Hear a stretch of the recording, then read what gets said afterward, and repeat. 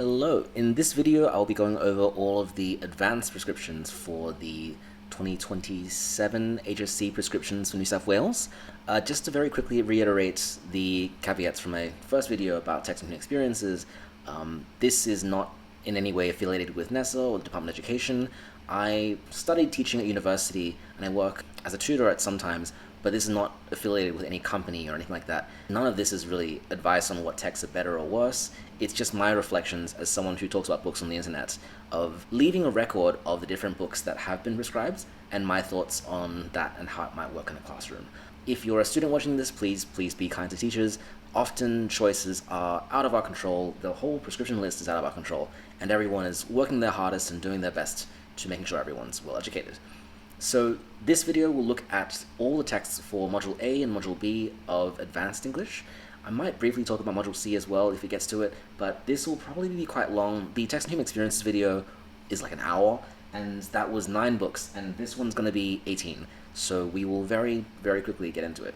With Advanced, there's a few things to be careful of. So with Module A, that's a comparative study called Textual Conversations, and that is about comparison of 2 texts of different contexts that are related to each other in some way. So some texts directly converse with an existing text by using elements or appropriating elements, and other texts are just thematically linked. And that results in a 40-minute essay in exam conditions looking at both texts together. Module B is a critical study of text where students will look very closely at one text that's considered classic literature. It eventually becomes a 40-minute essay about that text by itself. With Advanced, there's also the requirement that one of the texts must be authored by Shakespeare. Because there are no non-Australian texts in Text and Human Experiences, the Shakespeare text has to come from either Module A and Module B. It's an interesting change because now there's 2 Shakespeare options in both of these modules, so there's a total of 4 plays to look at. It is still a little bit limiting because if you don't do the Shakespeare in Module A, then you have to do it in Module B, and vice versa. This means that often the choices that teachers are going to make are going to be controlled by which Shakespearean text they want to pick. Of the 4 Shakespearean texts, it's also kind of funny to me that 3 of them are tragedies, and 1 of them is a history. So the previous prescriptions had 2 comedies and 2 histories, no tragedies, and now we've flipped straight back into tragedy territory. If you want to do a comedy, you have to do extension. Gonna start with Module A first, then Module B. I might briefly also talk about programming after we get to that point. The first pair of Module A is Bush Studies by Barbara Baynton, which is a collection of 6 short stories written at around about the turn of the 20th century, set in the Australian, not necessarily the outback, but in the Australian bush.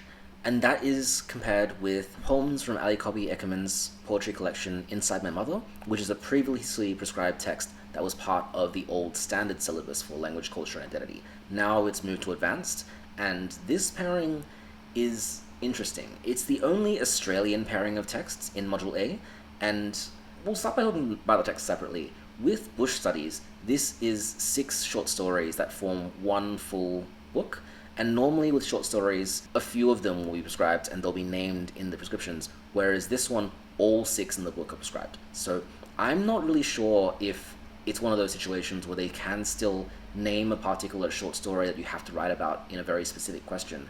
But the assumption is that students will read and understand and be ready to write for all 6 of the short stories. Each of these focuses on a different aspect of Australian bush life, and context here is really important. So these stories were written in part as a response to the Henry Lawson, Banjo Paterson style of mythologizing the Australian bush.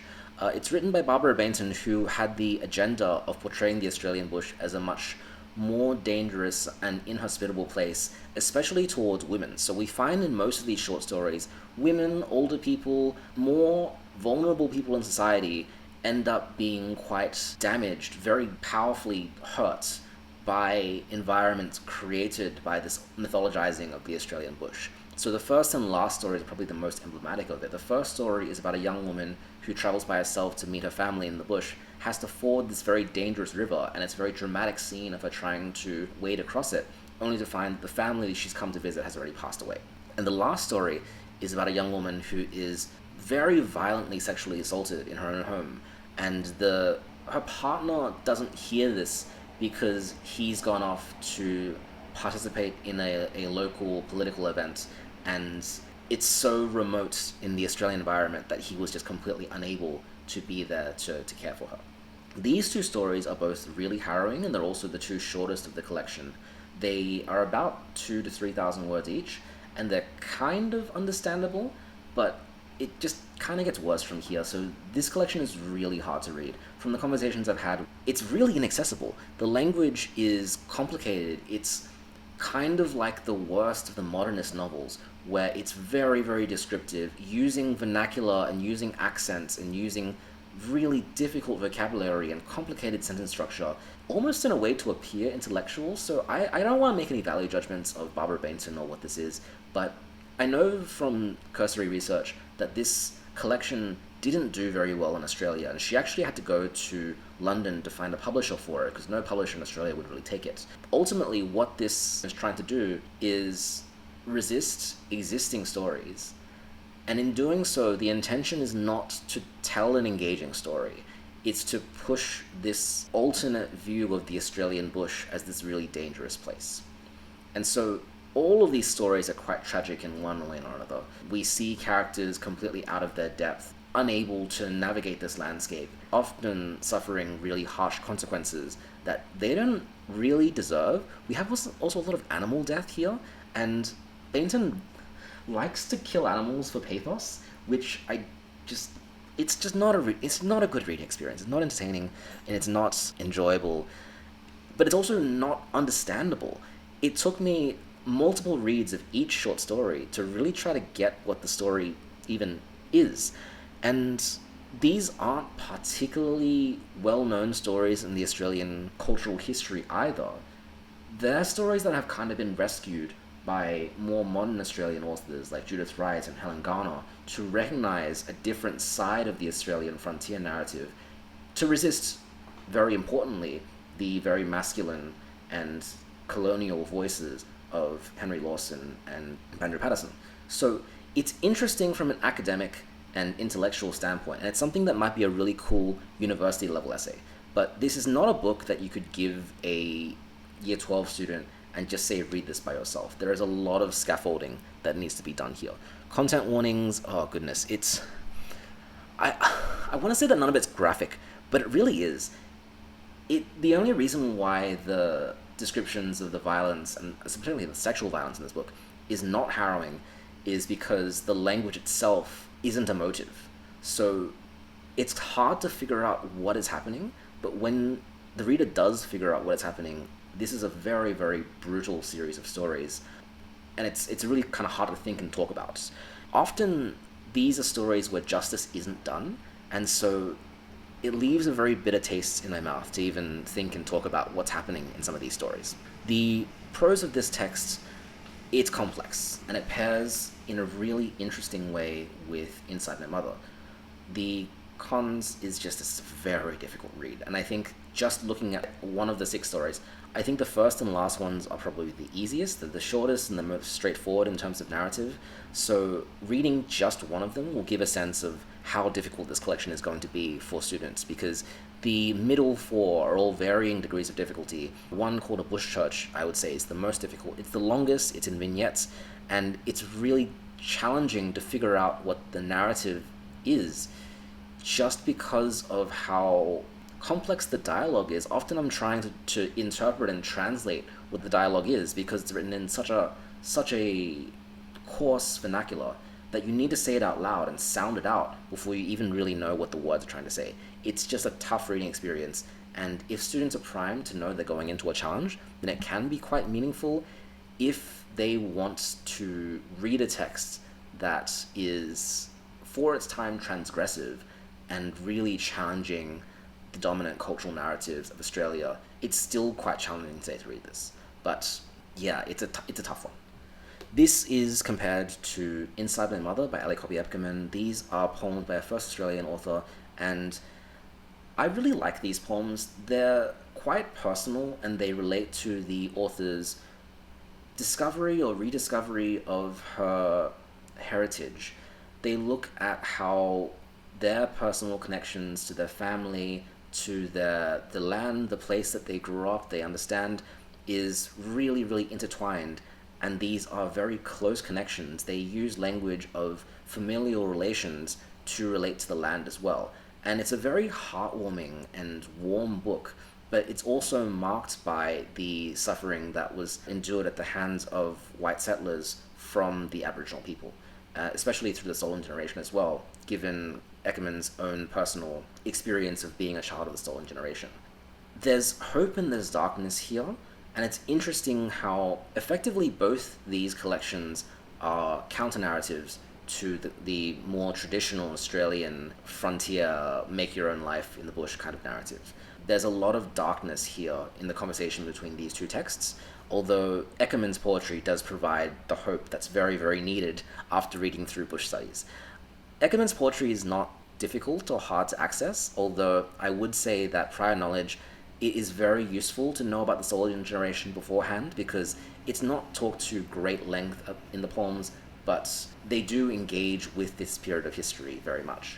And aside from that, both texts are really built up of this Australian natural landscape. This is probably the biggest commonality between these texts, is that they're very interested in the physical geography of the Australian landscape, which is much, much better, of course, when it's experienced firsthand. If students are from a regional background or they've been on an excursion to visit a more remote area of New South Wales, that will absolutely help their understanding of the conversation between these two texts as well. They're both really powerful texts, they're really political texts. One has a much darker agenda and the other one is much more personal. I think there is a lot of conversation to be had here, but bush studies is a tough read. It's really not something that I would expect most teenagers to be able to access. It needs a lot of scaffolding, and even with that scaffolding, I think that it'll bounce off some students. They just won't really be interested. They won't be able to reasonably quote from every single story, or sometimes I can't even tell the stories apart sometimes. It's just tough. It's definitely very tough. The second pair is Poetry by William Blake and Drive Your Plow Over the Bones of the Dead by Olga Tokarczuk. So William Blake is it's so funny for me to try and explain William Blake. He's a poet with such a reputation. He technically belongs to the Romantic era, some people might say, but he is so different from all the Romantic poets. His poetry is marked by his experiences with religion and spirituality, but also just such a bold, visionary look at the way the world works. His poems are really interested in big, spiritual, moral decision-making, and he uses really powerful metaphors in order to make that work. So some of his very, very famous poems are included in this collection, and they give a really good representation of what Blake's style is like. I really like that they include allegorical poems like The Poison Tree and like The Tiger, but they also include two texts that I think might be a bit more unfamiliar to people. Proverbs of Hell, which is an excerpt from The Marriage of Heaven and Hell. It's not even really, it's sort of poetry, but it feels a lot more like the book of Proverbs in the Bible. It's sentences that try to describe the nature of existing in the world from Blake's understanding, his Christian understanding, which is that it's a world designed by an intelligent God, but ruled by the devil, or ruled by sin. So how do you live in that world? What is wisdom in a world which was created divinely and exists in this fallen, sinful state? And then the Book of Urizen, wow. I'd never read it before. The first time I read it, I was just kind of struck by how powerful the words are, because Urizen he's a really mysterious figure. He's kind of like this demonic ruler that exists in the world. And the first chapter of the Book of Urizen is describing how much power and dominion he has in the world. And in a way, it's a kind of explanation of why evil exists in the world, is that it's ruled by these figures that are governed by greed and ambition and desire for power. And it's just really, really humbling. Like, it feels silly to say. It feels like I'm reading a fantasy text and reading about the big boss, like reading about Sauron or reading about, like, Voldemort, right? It's that kind of powerful verse. And that's compared with this novel, Drive Your Plow Over the Bones of the Dead. The title comes from a line from Proverbs of Hell, and this book structurally integrates epigraphs from Blake's poetry at the start of chapters. At first, it looks like a bit of a superficial connection, but as the book develops, the connections are much, much more clear. This is a modern literary thriller. We follow an older woman who lives in this really remote part of Poland. She has effectively two neighbors that stay in the winter months, and everyone else just leaves. And she lives there with her two dogs who mysteriously disappear one day. And she then finds out her neighbor, who was a hunter, has died because a bone from a deer was stuck in his throat. And so she starts to believe that nature is starting to take revenge on hunters and other people who are cruel to animals. She has this changed form of morality where she wants justice for animals. She hates hunting. She hates any kind of human behavior that would destroy habitats or environments. She doesn't see why people should be elevated above animals in terms of morality. Like, she doesn't see why the murder of a human being is that much worse than the murder of an innocent animal, especially when the human being is not as innocent. And so, as the book develops, we get further into this murder mystery, more people die. It's sort of structured like a mystery in that we are interested in who's doing all this killing, but the protagonist isn't investigating. Instead, she's just doing a bunch of side quests. She's cooking food, she's making friends with people, she's surveying the natural environment, she's helping her friend translate Blake into Polish. So this whole kind of narrative kinetic push is not entirely there, because we're interested in who's doing the killing, but we're not taking steps into finding out who's doing the killing. It does make it a bit of a more difficult book to read. I wouldn't say it's slow-paced by any regard. In fact, it's one of the faster-paced novels available in Advanced. But I think a person who's more used to a crime thriller is going to find this slow. It is not extremely long. It's about 250 pages is my edition. It's about 80,000 words. It's about the short to medium length for a commercial book of fiction, but in Advanced it's on one of the longer ones. And I think it's very doable to read both the Blake and this book in one term and get through and done with it. I think it's a really good connection. Thematically, this book connects so well to Blake because Blake, in his poetry, presents a clear view of the world and morality, what is good and what is bad. And this novel presents a kind of alternate view of reality. They present this really striking protagonist with unusual morals, and the reader is challenged to think, do I agree or disagree with these morals? Her morals, in a way, are informed by Blake, but they're also different. So it leads to this really rich comparison, especially when later in the text it's revealed a bunch of things that she's done. We get to decide, do we agree? Do we disagree? And I will say as well, I'm really glad that I read the Blake before I read this novel, because this was on my to-read list even before the prescriptions. I've heard so much about this novel. In fact, the authors won the Nobel Prize for one of her other novels. I would have brushed off the Blake references if I was just to read this by myself, because I'm passingly aware of Blake. Like, I read The Tiger, I read a few of his poems, but I didn't read as much until I read the ones for the prescriptions. I would have thought, hey, it's just nice theming. But actually having read the Blake, especially having read Proverbs of Hell and the Book of Urizen, and then reading Drive Your Plow Over the Bones of the Dead, this is an incredibly clever book, because the characters embody various facets of the morality in the Blake poems in a way that is much more accessible to readers today, to understand what it might look like if you lived your life embodying what really are quite extreme attitudes towards morality in the world. To not ignore any injustice, but to actually read injustice as part of a wider narrative of human behavior, I think is just such an interesting thing. So this is a fantastic collection, a fantastic comparison of two texts. I think that students who are more interested in ideas of justice and morality, these kind of high-minded themes, would quite enjoy this. And reluctant readers might do better with a novel like this that has a bit of mystery to it, compared to something like Cold Enough for Snow in Text and Human Experiences, which is really just about the everyday details. So this is a strong pair. I really like it. Next pair is the poetry of John Keats with Jane Campion's Bright Star. This is a returning pair from the last set of prescriptions, although the Keats poems have changed a little bit. So they've removed two poems. They've removed To Autumn, and they've removed the stanza from The Eve of St. Agnes. And they've replaced that with On First Looking in the Chaplain's Homer, and they've replaced it with Odes of Melancholy.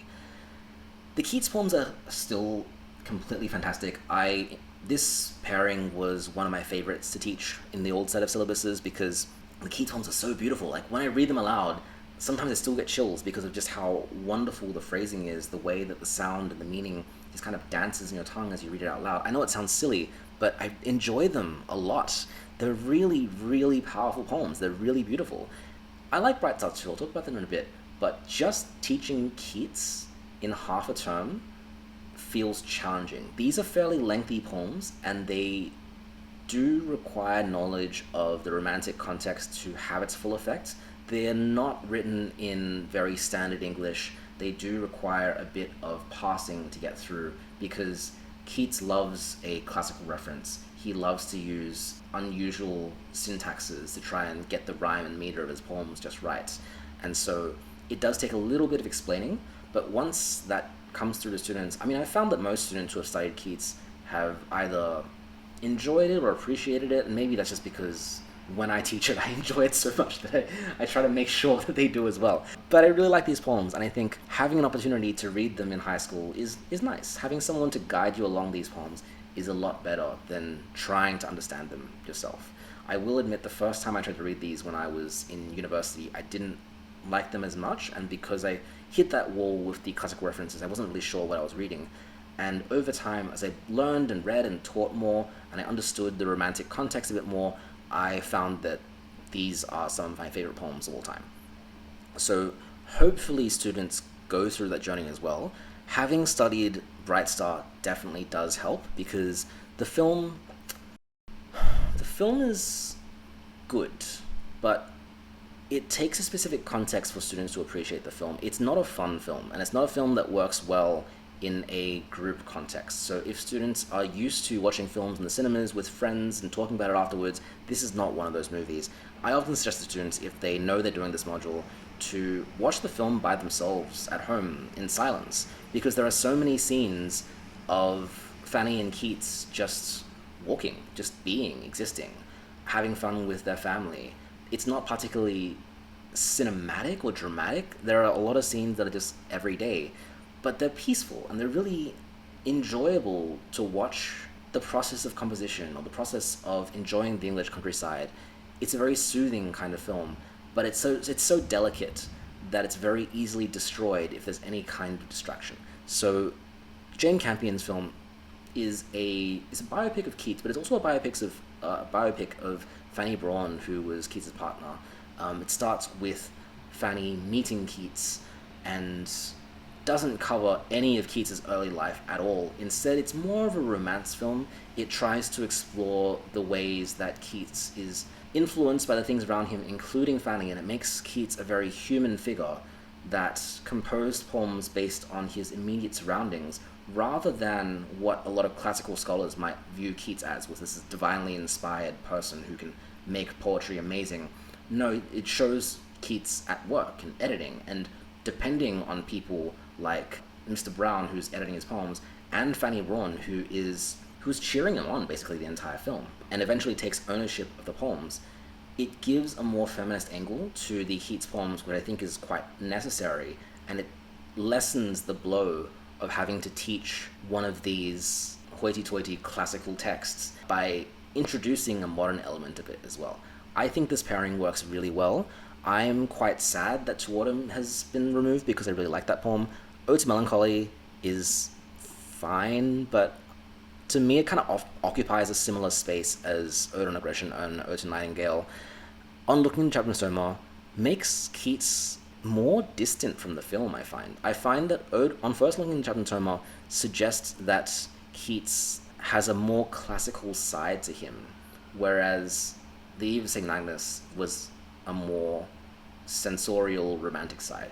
Anyways, I don't want to digress too much, but this pairing was good, is still good. Pair 4 is Hamlet and Emily Dickinson. I've, to be honest, found it very funny to see people reacting to this pair, because this was an extension text. Hamlet and Dickinson were together in Literary Mindscapes in Extension, and they moved them down to Advanced.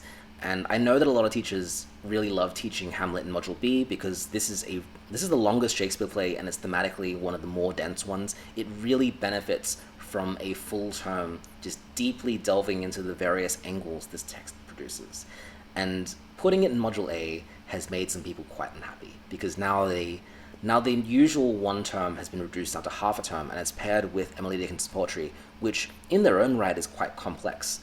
It'll be interesting. I'm curious to see how this pairing does in Module A, because compared to... Actually, I don't even know if I agree, because Module A this time around has some really tough texts. So Hamlet needs no introduction. How can I even talk about this? It is Shakespeare's longest play. It's about the Prince of Denmark, who is visited by the ghost of his father one day and is told that his father was killed and his mother was married by his uncle, which is now the usurper on the throne. And so Hamlet, with this information, doesn't know what to do. He spends Acts 2, 3, and 4 trying to ruminate about what it means to exist as a human being. Is this his calling in life? Is he responsible, or is he required to take some kind of action to rectify this evil that he is aware of and yet seems completely powerless to resolve?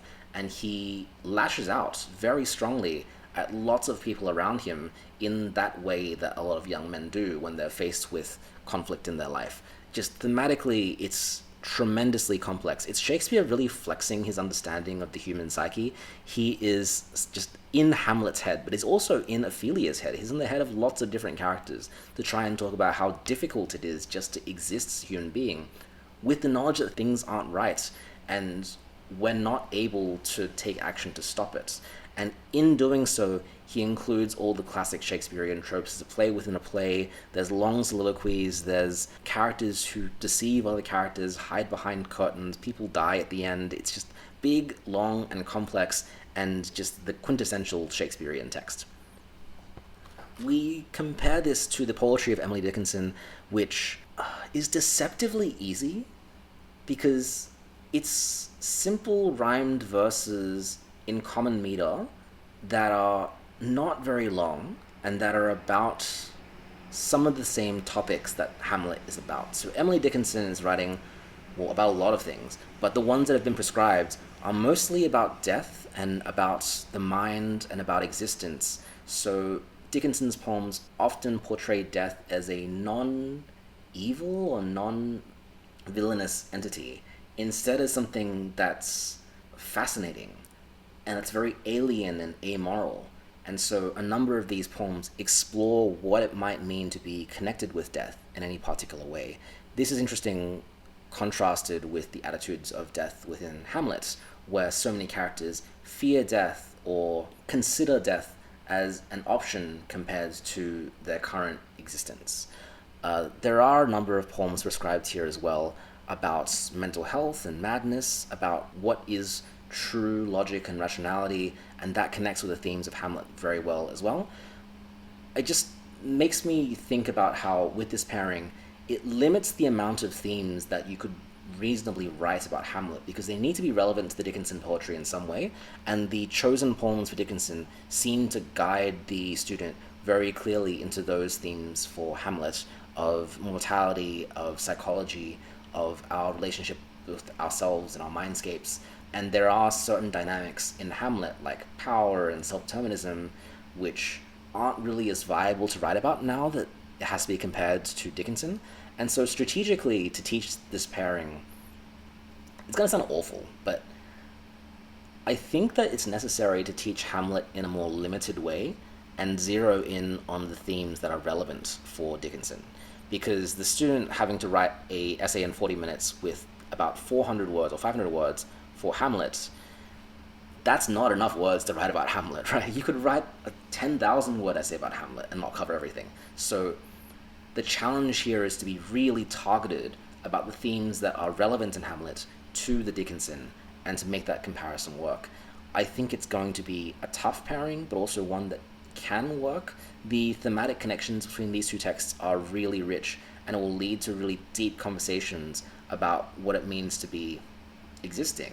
These are also two big iconic titans of English literature, so for students that are more on the literary side, that want to look more at classics, this pairing will achieve that. It is a pairing that talks a lot about suicide, so that's definitely something to consider. It's a very dark, and I don't know if I would necessarily say gloomy, because a lot of the Dickinson poems work towards undoing the pairing of sadness and death, but it's heavy. And for students going through what will be one of the most stressful years of their lives, going into English class every day for a term to talk about death and suicide, I think might be a lot.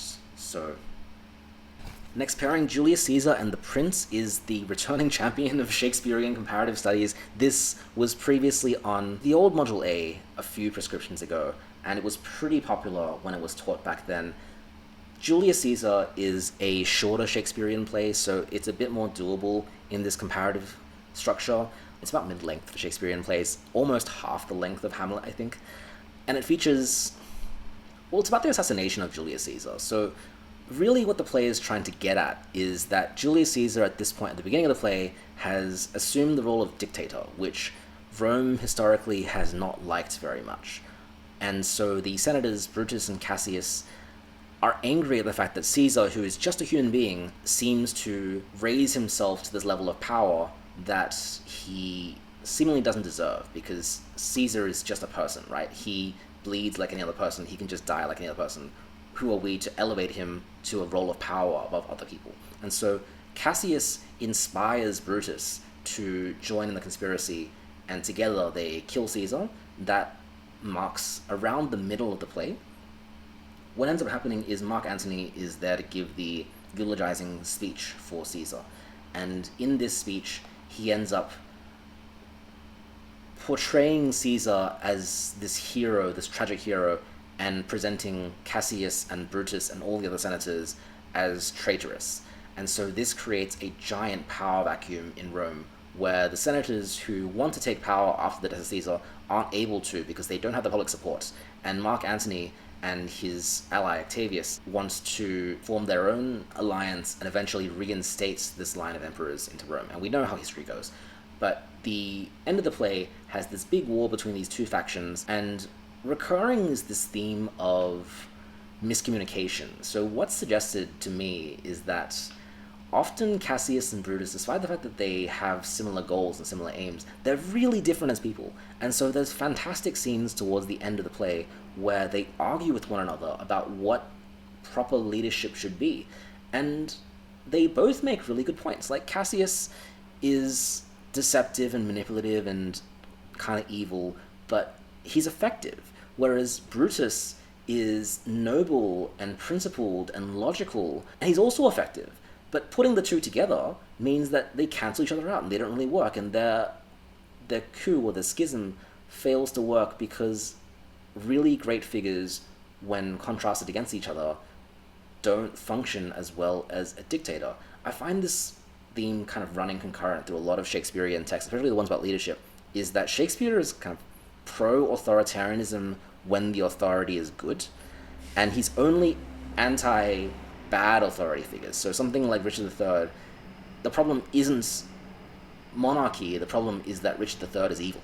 And so if we kick out the evil ruler and bring in a good ruler, then monarchy is totally fine. Whereas in this play, I find that with collectivism, Shakespeare says that the problem is not the people in the collective, the problem is the theory of collectivism itself. That if you try to mix together a few different leading powers, they will miscommunicate, they will form infighting, they will eventually fall apart. And so I find this really aligns well with Shakespearean context, coming out of the Civil Wars and the Wars of the Roses and being consolidated in the powerful leadership of Elizabeth I. It's interesting to talk about. And then we put this with The Prince, which I probably should have talked about earlier because it's older than Shakespeare. It is a book of sayings and wisdoms by Niccolo Machiavelli, but it's about a bunch of precepts about what effective ruling is like. And it's where we get the term Machiavellian from. It's power for the purpose of maintaining power in order to have stability in a nation or a country. It's about balancing the various desires of the people in such a way that no one is unhappy and no one revolts. But there's no real altruism or idealism in this at all. It's entirely about pragmatism. It's advice to a ruler for them to rule for as long as possible, because the alternative for them ruling a long time is chaos and anarchy, and no one really wants that. So consolidated power in this series of essays is kind of a necessary evil, and it's always quite jarring to read this and to clash its morality against what we see today, because a lot of the things that it calls for are, on paper, really evil, despicable things. But are they necessary for stability? It's an interesting question. And so The Prince and Julius Caesar work together really well. They're both about political theories about who should lead and why should they have power, how does a person consolidate power, and how do they wield power in a just way towards the audience. It's quite a lot of heady thinking, but they're both very good to analyze, and they would work well for students who are quite switched on into things like leadership and government and power. There's a lot to talk about. They connect really well. They worked well as a pairing in the past, and they'll work well as a pairing again, and yeah, it's fine. Last pairing is Mrs. Dalloway by Virginia Woolf and The Hours by Stephen Daldry. This is the only returning pair from Module A that's remained completely intact, and it was not particularly popular in the last iteration of prescriptions. I don't know how it's going to do in this pairing, but there's a lot of caveats with this set of texts. I often describe to students that Mrs. Dalloway is the hardest of all the text available in advance from the previous set of prescriptions. I don't know if I agree with that again this time. I think that Bush Studies and Hamlet are also really strong contenders for hardest text, but Mrs. Dalloway is difficult, and students who try to read this novel as if it was a normal novel without understanding of the modernist context and of stream of consciousness style writing, they just bounce straight off it. They get 2 or 3 chapters in, and they go, I have no idea what's happening, I don't know who the characters are, I don't know how to read this, and then I've had a lot of students in my classes give up because they just don't understand it. They go, this book is too weird for me. And it's really tragic when that happens, because this is such a powerful, meaningful book that I only got when I read it on my second go round when I was a bit older. I think I was 24 or 25 when this book first properly hit me. But I tried reading it when I was 22, and I just didn't sink in. It just didn't land. I think part of the difficulty is that this novel, well, the premise is that Clarissa Dalloway is a woman in her 50s who is married and spends her life hosting parties and cavorting with people in London who are really rich and powerful, and she really delights in these moments where she feels special and she feels exceptional, moments where she sees the Prime Minister and the Prime Minister attends her party. She really values herself based on these things. And so she represents this new conception of women in this particular context where she's got a lot of agency, or quite a bit of agency, and yet she's still very bound by lingering societal expectations for what women should be. And so this novel takes course in a single day of her life in which everything about her is revealed. Her childhood, her upbringing, her desire to be who she is now, how she finds joy in her life, and how that connects with the various people in her community. While that's going on, she crosses paths but doesn't actually meet a war veteran named Septimus. He is a veteran of World War I, and he is married to a woman named Lucretia.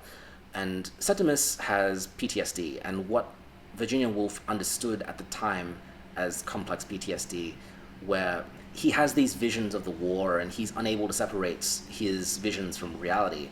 And he's being treated for this condition by a doctor who is modeled after Woolf's own doctors try and treat her own mental illnesses, where he was just completely incompetent. He had no idea what he was talking about, and he was just trying to recommend all these things that made Woolf feel a lot worse and also makes Septimus feel a lot worse. And so Lucretia is burdened with this feminine responsibility of taking care for this man who can't care for himself anymore, and she is not really up to the task. Like, she's trying her best, but she fundamentally doesn't understand what's going on in Septimus's head in the way that the narrator and the way that Woolf understands what's going on for Septimus. And so Septimus, towards the end of the novel, very tragically takes his own life, and the doctor goes to Mrs. Dalloway's party and tells the story of Septimus's suicide, and this creates a spiritual moment in Clarissa Dalloway's life where she goes upstairs and then she comes back down and rejoins the party in this form of rebirth. It's a really unconventional story. There's no kind of complication and trials and solution or anything like that. And the earlier chapters really front load the difficulty because they're just about an ordinary day in London. Mrs. Dalloway is going off to buy some flowers. She walks on the London street. It's trying to introduce the perspective of the novel, which is omniscient stream of consciousness. It's one of the most difficult perspectives to read and write because it's like there's this floating psychic orb that's going through the heads of everyone in the city. And so we'll jump back and forth between the heads of characters on a whim, and the reader needs to learn how this works. They need to read Mrs. Dalloway and see her thoughts, and then to pass Septimus in the streets and realize that actually now they're in Septimus's head. Now they're seeing the same event, which is a car backfiring, through a bunch of different characters' heads at the same time. And Mrs. Dalloway is surprised at the backfire. Septimus is reminded of the war by the backfire, right? There's so much psychological complexity that we would normally never ever experience that we get privy to in this novel. I only really started understanding and appreciating it from midway through the text, where Peter Walsh visits Clarissa and they look at the moon together. And the narration there is so beautiful because it reveals to the audience that fundamentally the moon they're looking at is a different moon. Because Peter Walsh and Clarissa Dalloway are very different people. They're looking for the moon for different reasons. And despite the fact that they're standing next to each other, they're looking at the same moon, they're thinking very different things. And from there, we diverge from these characters and recognize them so much more clearly as people. To know that another human being is not us, is different to us, is something much more than us, is such a powerful moment that is worth arriving at after passing through just how much difficulty this book is. It's a really worthwhile text, but it's also so challenging. And it's paired with The Hours by Stephen Daldry, which is also not a really normal film. It's in 3 timelines. So we follow the story of Virginia Woolf writing the novel in London in the 1920s, and we jump to a 1950s housewife in America who is really entrenched in that whole nuclear family Cold War context.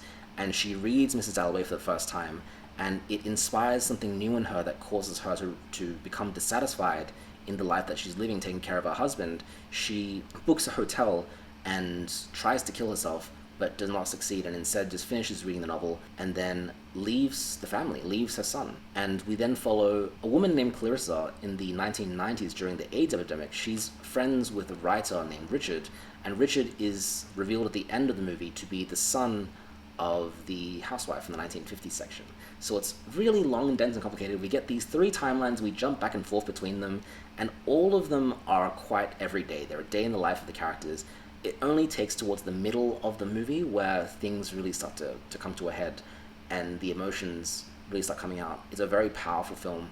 I don't know if I would say it helps the understanding of Mrs. Dalloway really at all, because with Keats and Bright Star, I find that Bright Star helps viewers understand the poetry of Keats, because you get to see the environments that he's writing about, you get to see the relationships that's inspiring his poems, whereas with The Hours, it's building on the narrative of Mrs. Dalloway, but if the viewer's not familiar with the original novel, the film just seems messy and confusing. A bunch of things happen and we're not really sure why, so it makes the pairing even more challenging in a way. I like the way the film is constructed, and I think the narrative is really meaningful. I love the way that it brings the 1920s narrative into the modern day and explores how generations of attitudes towards women affects the ongoing significance of this novel. The fact that a novel written in the 1920s can speak so much to a woman in the 1950s, and the choices made by that woman in the 1950s have ramifications on the next generation of people living in the 1990s. That's just huge, right? That's incredible. But it's also, again, a really difficult film to analyze. And so my experience of teaching this text, or tutoring for this text, has been really challenging. I've done anything and everything I can. I've marked out the plot points and mapped them to pages in the book. I've done so much that I can, and it's still really hard to get students to empathize with these characters, because these texts are about people in their 30s and 40s and 50s looking back on their life and regretting things. And as a teenager, when you're 17 and 18, you don't know what that feels like. Like, if I imagine myself as a teenager reading this or watching The Hours, I wouldn't appreciate it, because I wouldn't have then had any things to look back on and regret. And that's a good thing. Like, I don't know if we should introduce people to texts like this before they're really ready for them, because it's just a world that's not something within their experience at that point. And it's so rare that I see students meaningfully connect with these 2 texts, because they're written about something that's just not for their life just yet. It leads to these challenges where I find that students haven't read the book, or they don't understand the book, and they just think that English is so much more challenging than it needs to be. And I've not really thought of a solution for that just yet. So I'm curious to hear how this pairing goes. I love the novel and I love the film, but I think it'd be such a hard sell trying to teach both to students in year 12 and then getting them to write an essay about it.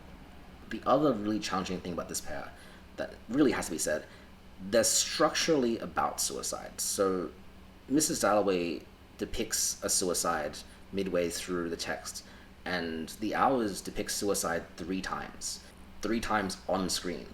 It's a very, very harrowing experience for students who have their own experiences of mental health or relatives that have struggles with mental health in such a stressful year like year 12.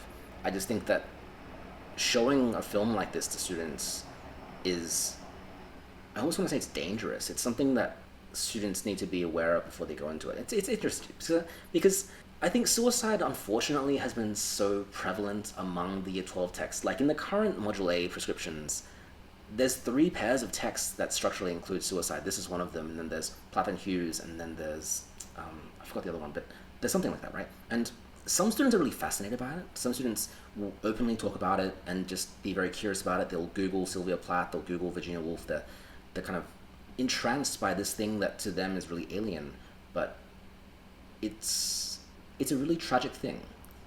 And I can only imagine if there's a student who has someone in their family who passed away to suicide, having to read a text like this, where suicide is presented in a sort of positive, spiritual, religious sense. It could just be really, really troublesome.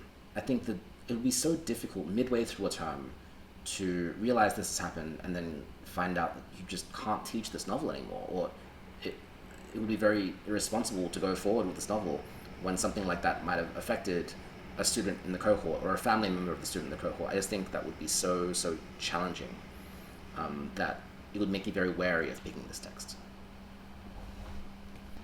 On that heavy note, we're moving to Module B. This module is all about classic literature, books that are going to stand the test of time. There is a single text that is set for study, and students will need to know every part of this. So I often explain to students, Module B is about being an expert in your text. You need to know the beginning and end, start and finish, every little detail of it and why that's significant. They need to know the context behind the text, why it was made for its original audience, and why it continues to be valuable today. They need to know why every little component and detail contributes to the overarching aesthetic whole of the text. They need to know just the text from every angle. And depending on the school, I find there's also a lot of discussion about critics for this module. Some schools will want their students to include quotations from critical sources, and this will probably, I'm guessing, continue with these 6 texts.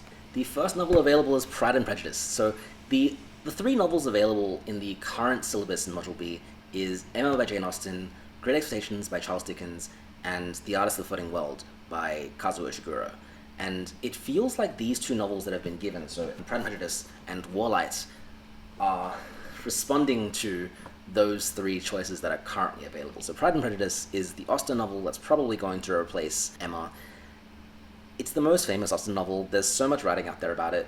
Is there any real point in talking about it? It's about Elizabeth Bennet, who is the daughter of Mr. and Mrs. Bennet. They have a family of 5 daughters, and the core plot conceit is about marrying off these daughters into good deals, like getting the family into wealthier conversations in society, and also discussing about what makes a good partner, looking at this classical figure of romantic desire, Mr. Darcy. Romantic desire? Look, it's complicated. Mr. Darcy is this haughty and distant and kind of jackass of a person at the very beginning, and eventually he warms up to Elizabeth and they work out their relationship and everything's all good and nice. I'm massively oversimplifying. There's a lot more that goes on in this text, and this is probably the longest of all the novels available in Advanced. My edition is 315 pages. It's about 100,000 words or so, and it's somewhat difficult to read. I think it's so easy to forget that this novel is written in a fairly archaic register because it's so ingrained in our popular consciousness. It's not really a book that you can read half-heartedly or absent-mindedly. It is something that needs attention to be paid to it. Other than that, I think that students who are avid readers have probably read this already by the time they get to year 12, or read parts of it. Surely they'll have an awareness of it. They'll probably have seen the film adaptation. It has that immunity from archaic text syndrome, because it's just such a well-known story that even if they haven't read the original text, they're aware of the narrative just from how salient it is in culture. So I don't think students will be surprised if they have to read Pride and Prejudice in Year 12, and I think they might feel quite rewarded to be able to be supported through a text like this that's so ingrained in popular culture. I will say, though, that there is a risk of AI with this novel because it's so well known and because it's public domain. When AI tries to write essays about Pride and Prejudice, they tend to get it pretty right, and there's not a lot more that can be said of this novel that hasn't already been explored, because it's such a commonly taught text in every syllabus everywhere that it's kind of been done already. I think that takes away from the joy of teaching it a little bit, because at least with Emma, it's not the main Austen novel, and there are angles to it, there are things that you like and dislike about it, whereas Pride and Prejudice is just, it's like the novel. It's so well known, it's so deeply written about. I just don't feel inspired at the thought of trying to teach this, because what is there to say about it that hasn't already been said? That's how I feel about this. The other novel available is Warlight by Michael Ondaatje. This is interesting because it's the fourth Michael Ondaatje novel to be prescribed on the HSC syllabus. So, isn't that funny? There's something really about this author that notes why he's prescribed so much more than any other author. It doesn't really make any sense to me. And I mean, I like this author. I've given 5 stars to both The English Patient and In the Skin of a Lion, but I do have to admit I'm not particularly inspired by Warlight. So Warlight was published in 2018. It's, I think, the most recent Ondaatje novel. And to put it very cynically, it feels like the author who won the Booker Prize for The English Patient really wanted to win it again. And so they wrote a book that touches on all of the classic Booker Prize winning themes. It is a book about World War II. It's set in England part of it is during World War II, and part of it is the narrator looking back on his childhood growing up in this time and trying to figure out the mystery of who were his parents, because really they worked for some kind of intelligence agency, or his mother worked for an intelligence agency, and so she was involved in a bunch of campaigns across Europe, and there was this whole dynamic to their life that they didn't know about. The first 100 pages are devoted to our protagonist and his sister growing up in London with their absent parents and being taken care of by strange people with strange names. This guy called the Moth, who, I mean, he's a secret agent, but he's just like a weird dude. And another person who is very involved with boats, and so he sails the boats around London. I don't really know how to describe it. I've never been to London, so I can't really describe how accurate it is, but we have this story of childhood, coming of age, growing up, and then in all the Ondaatje novels, I've realized there's a pattern that he has. Around page 100, he will flip the scales and just go completely rogue to something completely different. And it tends to be this big emotional moment, and there's no exception here, because we find out the truth of what's happening to these kids. They're being taken care of by effectively secret agents. And then we jump into the future. We jump into the future of the narrator trying to piece together his past, and that involves going to a lot of the villages in the countryside that previously used to be military strongholds or intelligence strongholds for the British Army, realizing the role that his family played in various campaigns and atrocities, really, in Europe during the war. It has that whole fallible, unreliable narrator aspect that so many Booker Prize winning novels love to have. The narrator is trying to piece together this information from limited historical records, from people who wanted their actions to be forgotten.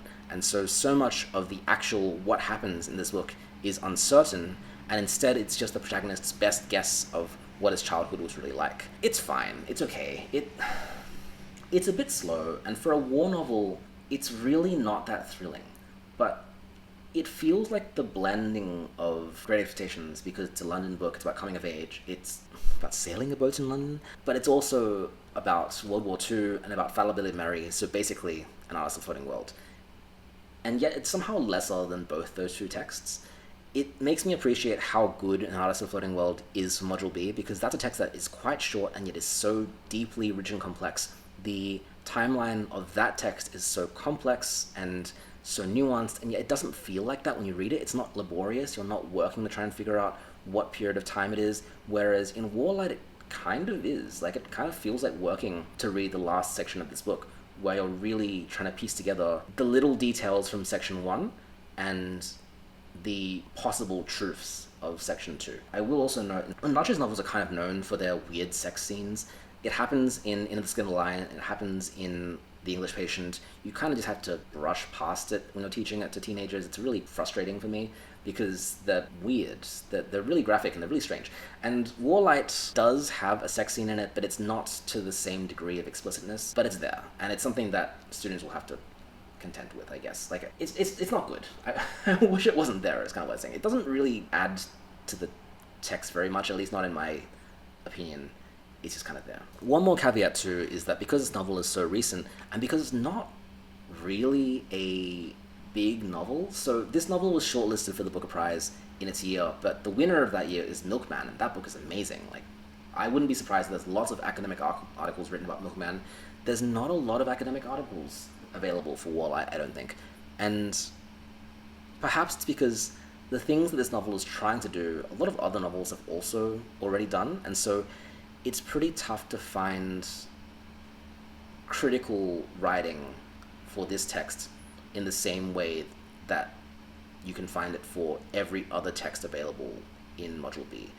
It has a similar problem to Good Night and Good Luck from the old prescriptions, where it's just not a culturally significant text in the way that Shakespeare or Jane Austen or Charles Dickens is.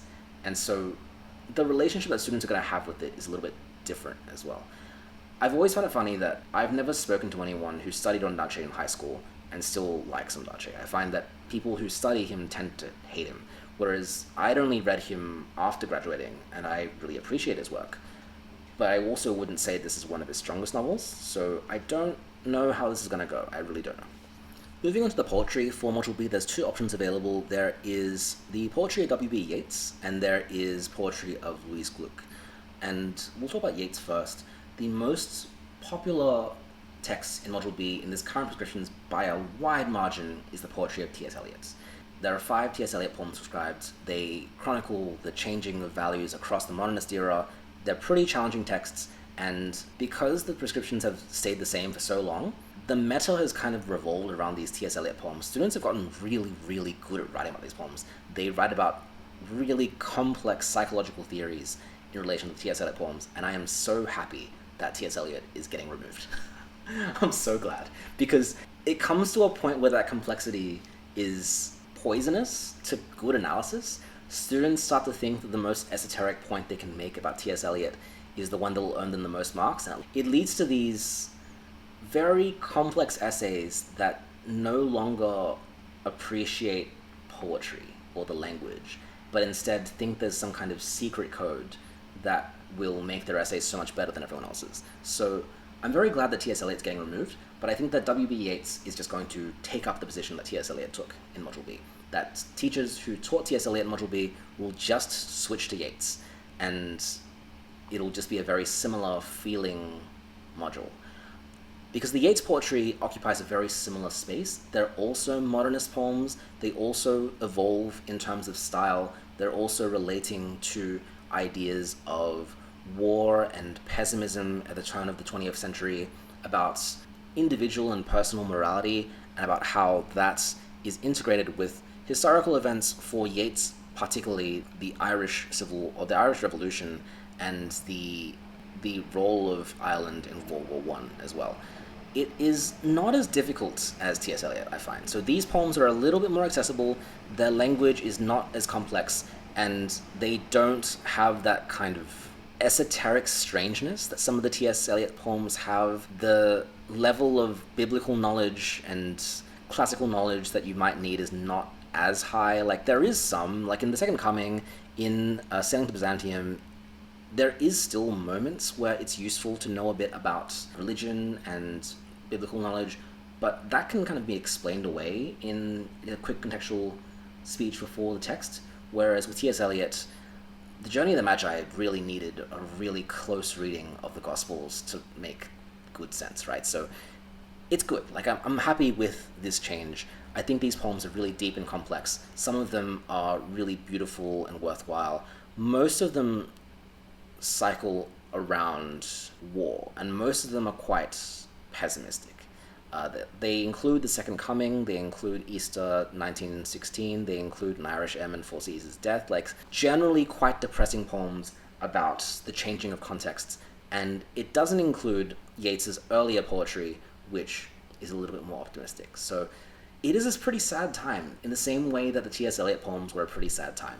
But I think that students can rise to the challenge of these poems. They're not too long, they're not too esoteric. I think it's just a pretty worthwhile set of texts.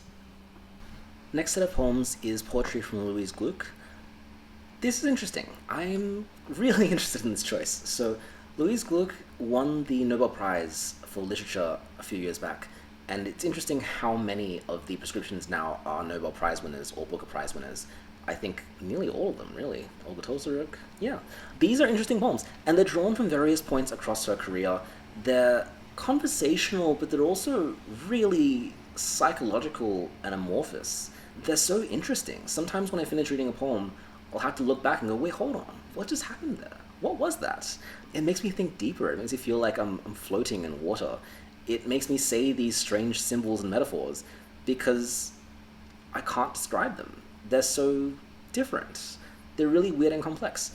And whereas the Yeats poems are carefully constructed, they have structure and meter, and they use all these different techniques in order to produce meaning, Gluck's poems are harder to talk about in that sense. Like, they don't feel constructed to me. Instead, they feel like just abstract moments that exist, and they pose a challenge to me to try and figure out what they mean, if anything. They're this really interesting little puzzle, kind of like an M.C. Escher painting or a Salvador Dali painting, where I'm trying to produce meaning from my experience of reading it, and I'm not really sure if I'm correct or not, but the process of reading it allows me to think and reflect in a way that's much deeper than a more classical view of poetry, which is the poet creating this giant work and beaming it straight into the mind of the reader. Instead, these poems are kind of like an intricate puzzle box, and the reader interacts with them by reading and trying to figure out what all the little pieces mean. And that process of interacting with the poem is where the meaning comes from.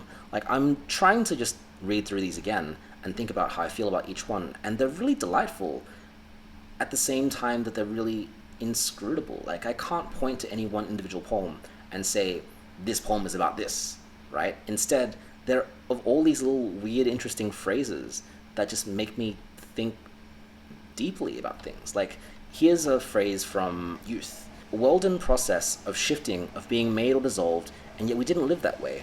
All of us lived our lives the simultaneous ritualized enactment of a great principle, something felt but not understood, and the remarks we made were like lines in a play, spoken with conviction but not from choice. And that's how the poet describes their experience of growing up, sisters sitting on the edge of the sofa reading novels.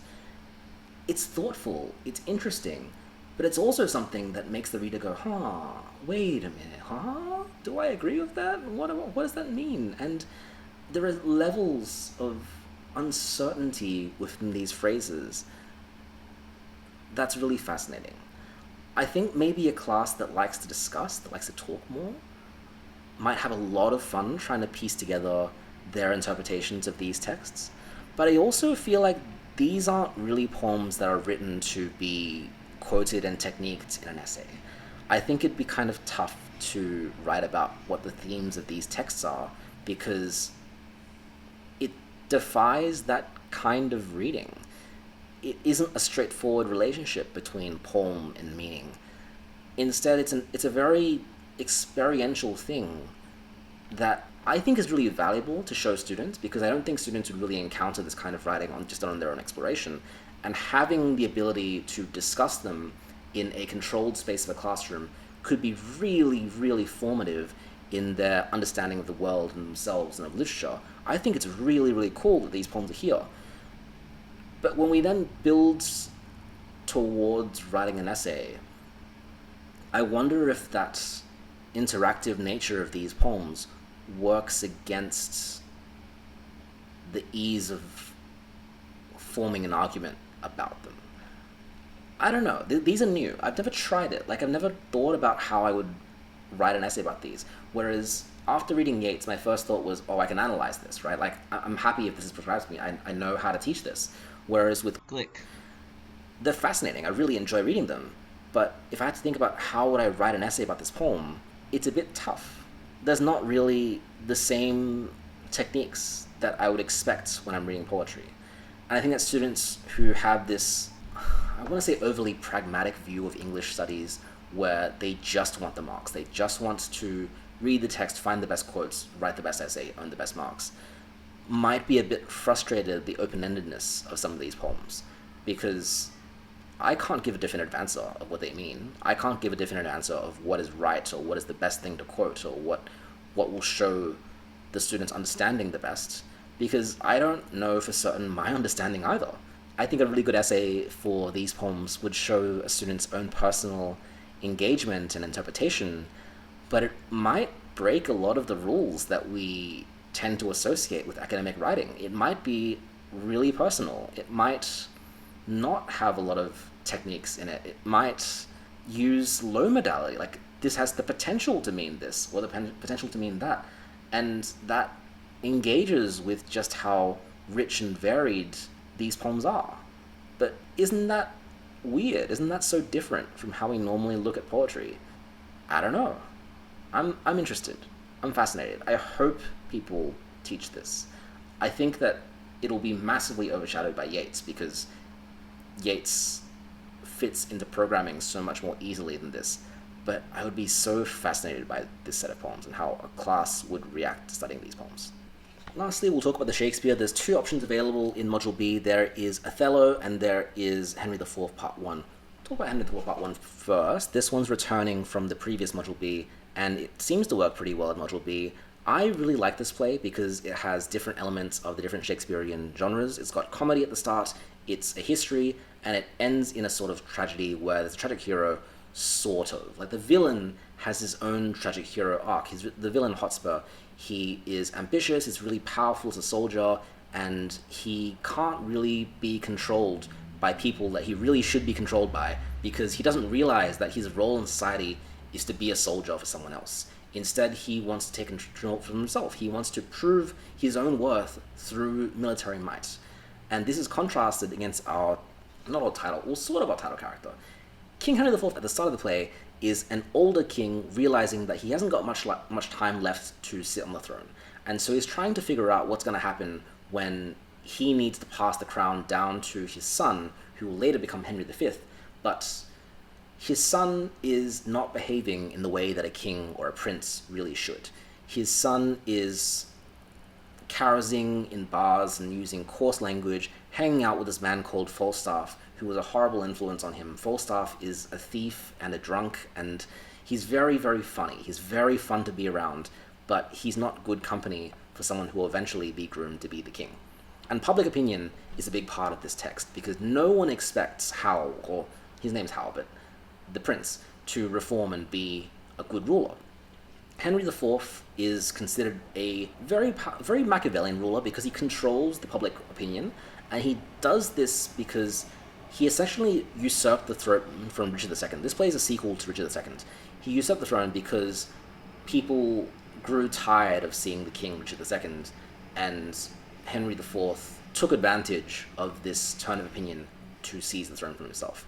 And he recognizes the same patterns of failure in his son that he did in Richard II, and so Henry IV is very, very worried. Ultimately, this becomes a father and son story where Hal, the young prince, is actually putting on this act in order to reform and to become a great king. He is just as calculating and as manipulative as Henry IV is. And the father doesn't seem to get this until towards the end of the play, when Hal starts to take responsibility. He fights Hotspur and kills Hotspur in combat, and he does so in order to bring power and stability to the English kingdom. He does this in a way that brings glory and honor upon himself, and in doing so he sacrifices his friendship with Falstaff. And Falstaff has this also very tragic moment where he asks what he thought was his best friend for help or special treatment on the battlefield, and Hal says no. Hal just says, well, I hope you enjoy your death. So it's such a varied and brutal text. There's so much going on. It's really interesting. I find that because it's not one of the I guess not one of the main, most popular Shakespearean plays. There's not as much written about it, and students aren't quite as familiar with how to analyze text like this, but the ones that I speak to seem to do pretty well with it. The main caveat I'd say here is that there's not really any female representation in this play. There are two women, and they're almost kind of the butt of the joke, because neither of them really have any lines or significance. Lady Percy, who is Hotspur's wife, needs to fight for relevance in this text because Hotspur is constantly making fun of her, calling her names, hiding information from her, and she, to her credit, is quite a powerful character herself. She's very motivated, but she doesn't have any impact on the play. And the other woman is the Welsh wife of one of the leaders of Hotspur's army, and she doesn't speak English. She speaks in a Welsh language which is not translated, and it's really the tragedy of this person not being able to understand his partner. So, not a great text for anything other than boys, I would say, but a lot of fun because of the way that it represents the different dynamics of Shakespeare. The other one available is Othello. This one, I actually can't remember the last time this was in the prescriptions, and I share the kind of struggle that some English users have because Othello is so popularly taught in Year 11, and the rule is that you can't teach any text prescribed in Year 12 in Year 11, which means that suddenly the Year 11 programming has been massively shaken up because the Shakespeare play that some people did as a comparative study even is no longer available to teach. So this changes every module by the fact that this is now included in Module B. I think it's fine. Like, Othello's a good play. Controversial opinion. Othello's a good play, right? It's about a dark-skinned general in Venice who suffers from discrimination because of his race, and he is convinced by one of his ensigns named Iago, manipulated by him in order to think that his wife Desdemona has been unfaithful.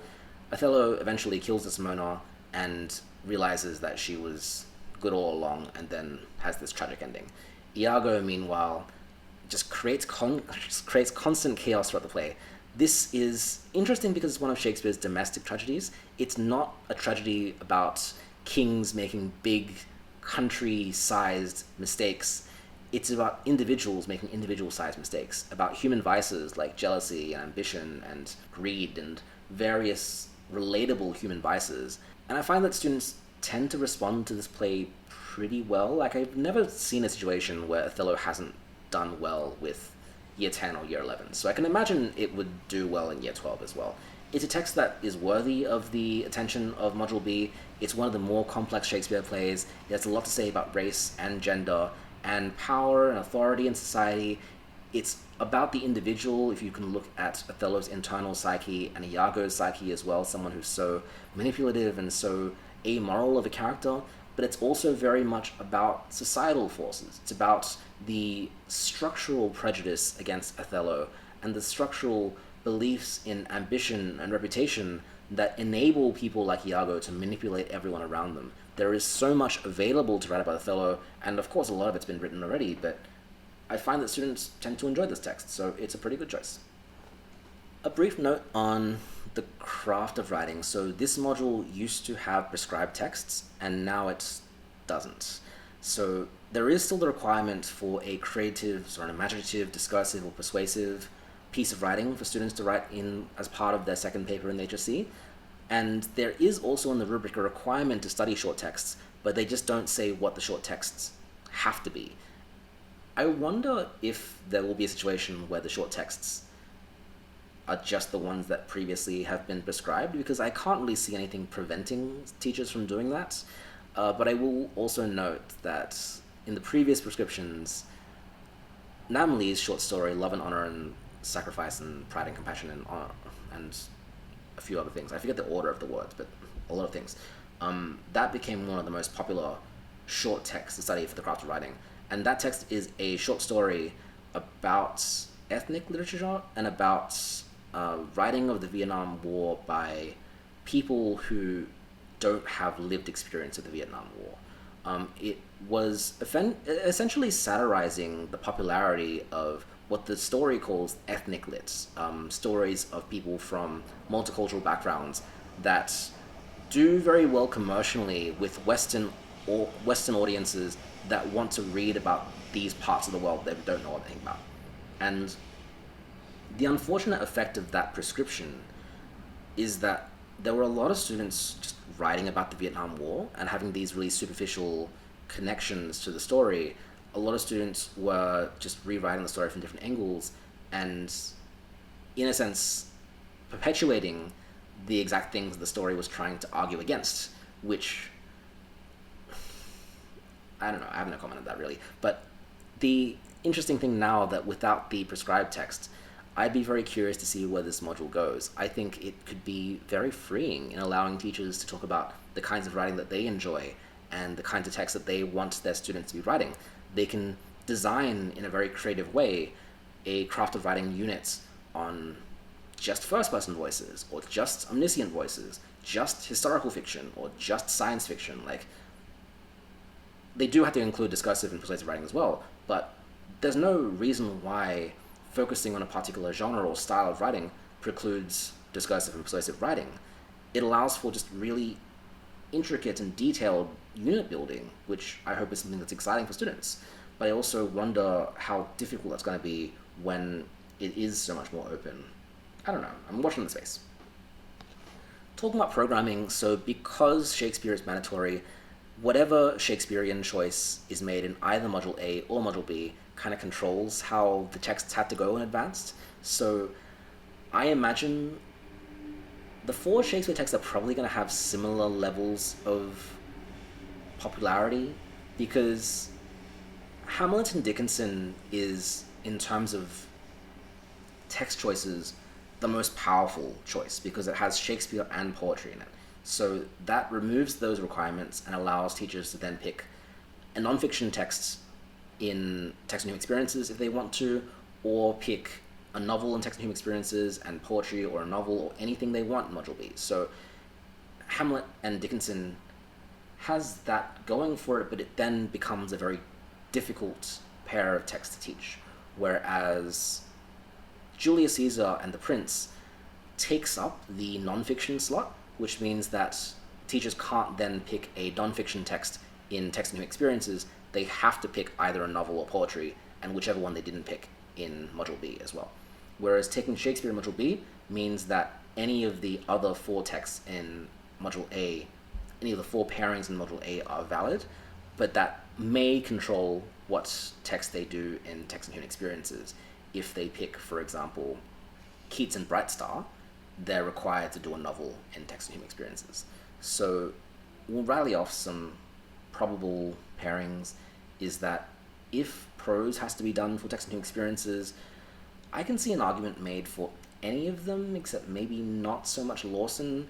I think perhaps An Imaginary Life might be a bit more common in advanced, and then with that novel chosen, if teachers decide to go for Julius Caesar and the Prince, which is one of the more common ones, they're required into poetry in Module B, which most likely I think will be Yeats, although Gluck is also very much a possibility as well.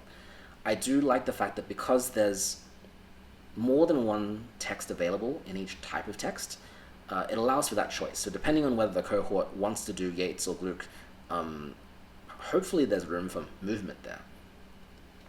By contrast, if someone wants to do a Shakespeare text in Module B, if they want to do Othello, and I wonder if there's an argument for just taking a unit that's been written for Othello in Year 11, if they're doing critical study, and just doing it in Year 12. I think that's not too difficult of an ask to do. Then that would require either novels or poetry in Module A, so it could be something like Keats and Bright Star, and then that would necessitate a novel in Text and Human Experiences, or maybe if they want to do the novel option in Module B, or Module A, if they do Blake and Drive a Plow Over the Bones of the Dead, then that unlocks every possible option in Text and Human Experiences. So if a teacher wants to do 2 novels in that year, or if they want to do 2 sets of poems in that year, they're able to, or if they want to do a nonfiction text, they might pick, for example, question 7. So it becomes question 7 and William Blake, Drive a Plow Over the Bones of the Dead, and Othello. I see more viable programs in this current set of prescriptions than the last one, because the last one had fewer Shakespeare options in text in Module A that paired it with other text types. So anybody who took a text that wasn't Shakespeare in Module A in our current prescriptions are effectively forced into Shakespeare in Module B, or back then text and human experiences. And it meant that a number of texts, like the film in Module B and like the films and nonfiction in text and human experiences, were just completely unavailable because the Shakespeare had to be done. The Shakespeare had to be done somewhere. I think this new syllabus, I think, is kind of a step in the right direction. I feel like, or I really, really hope that there's more diversity of texts across advanced. I can see a few texts being more popular than others, but I can also see just about everything being viable. And I also am very, very curious to see how the less popular texts do. I'm really curious to see an essay on Baynton and Eckermann. I'm very curious to see that. And I also think that this new set of prescriptions doesn't have any texts that no one will do. Because in the previous set, there are texts that I've just never seen before. I've never seen anyone do Speak Memory. I've never seen anyone do Slessor. And I've never seen anyone do... I've seen people do Wasteland, but I also know that's quite unpopular. Whereas I think there's an argument for any and all of the texts in this current iteration. So I wonder how it's going to play out. I'm very curious. I think I'm quite energized. I'm excited. And I understand there's a lot of challenges involved with this new set of programming. There are a lot of new texts, and a lot of texts that are quite expensive as well. The Wagner Watson Poetry Collection is pretty hard to get. Drive Your Plow of the Bones of the Dead is a recent novel, pretty hard to get for a full cohort if everyone needs a copy of that novel. There are some tough decisions to make, but hopefully there is enough freedom here that every school will find a pattern that works for them.